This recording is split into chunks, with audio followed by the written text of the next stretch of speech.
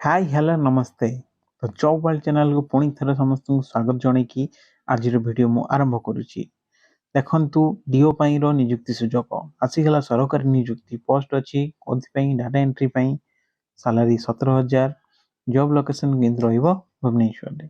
तो लेट न करकी चलंतु आमे जानिबा कोन कोन क्राइटेरिया अछि।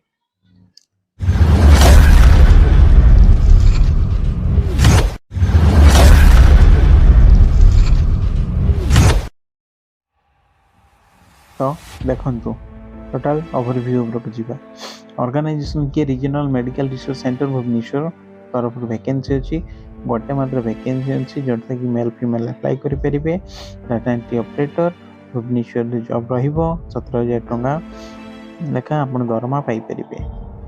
एज लिमिट आपंकर से भाई सेम जिनस रोचे 25 वर्ष पर्यंत होता दरकार होते नहीं हम ना। तो केमिति आपण अप्लाई करे ता बाबद जानिबा।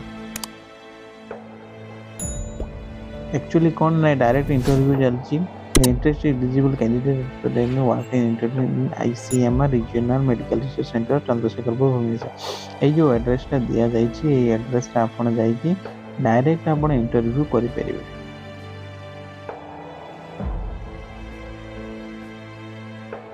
इंपोर्टेंट लिंक अच्छी कौन ये सब थर भाई ये भी इंपोर्टेंट लिंक अच्छे आप चाहिए डायरेक्ट ये देखिपारे अन्य जॉब ये सर्च करेंगे।